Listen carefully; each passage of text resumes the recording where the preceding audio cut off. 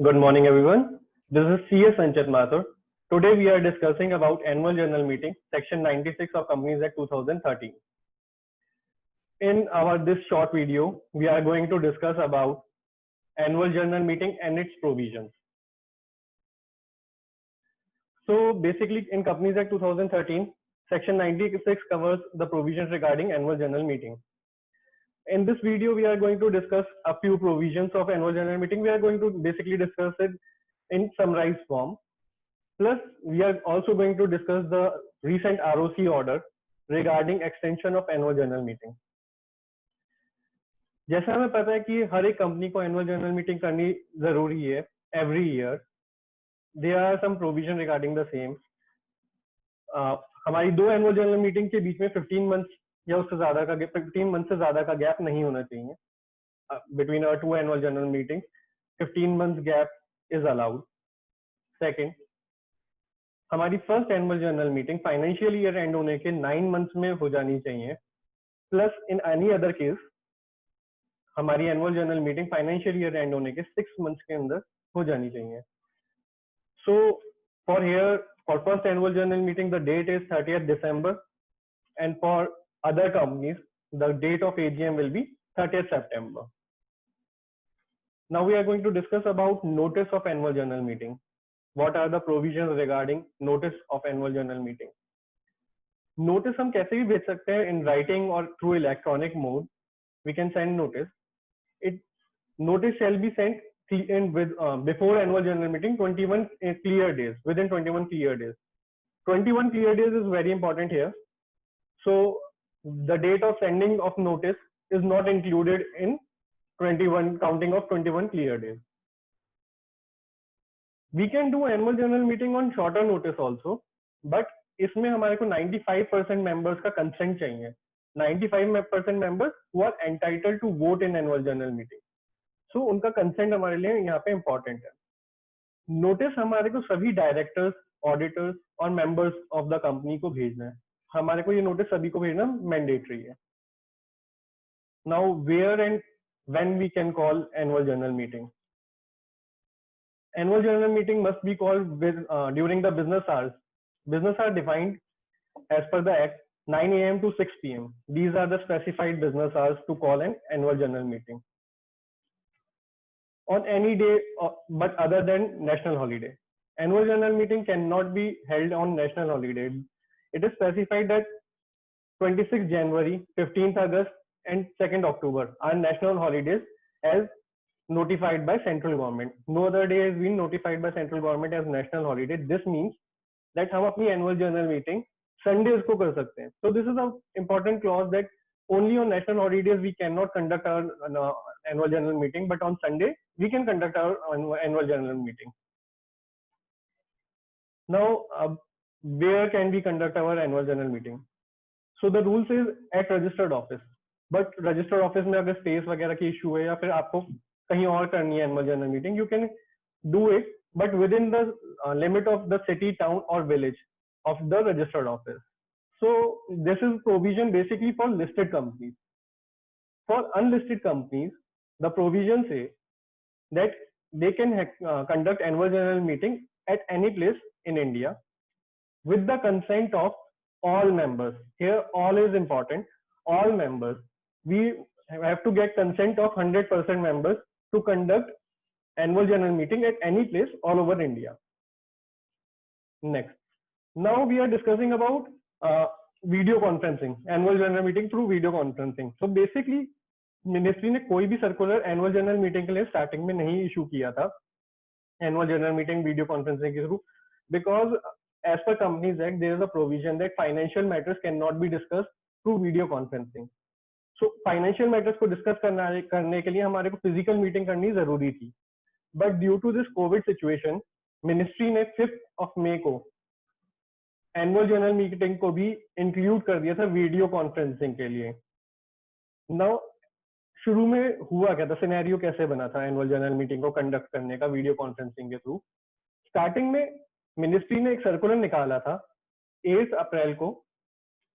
उसमें मिनिस्ट्री ने लिखा था कि extra ordinary general meeting EGM जिसमें फाइनेंशियल मैटर डिस्कस नहीं होना है, उनको कंडक्ट कर सकते थे हम वीडियो कॉन्फ्रेंसिंग के थ्रू। उसका वे प्रोसीजर सब उस सर्कुलर में डिफाइन था।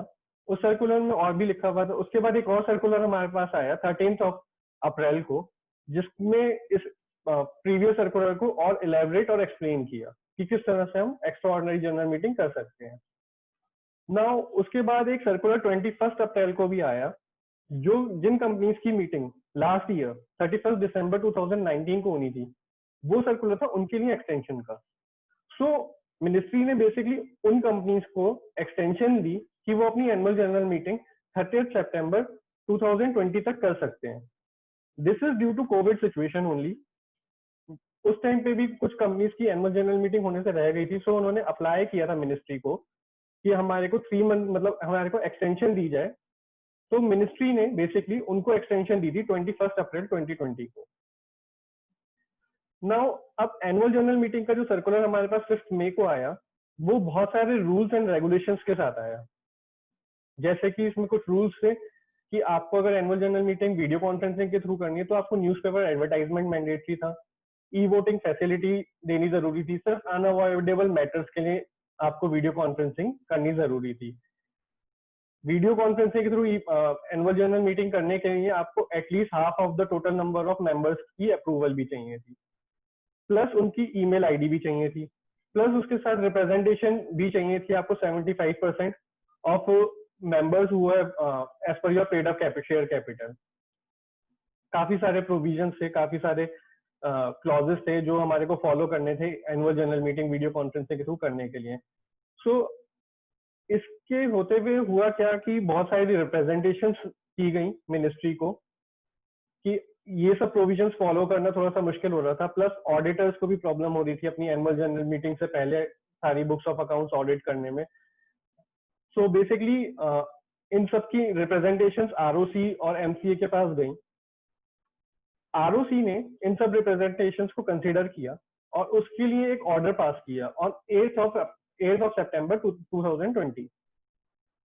This is to be noted कि ये आरओसी का ऑर्डर है, ये order ministry of corporate affairs से नहीं आया है।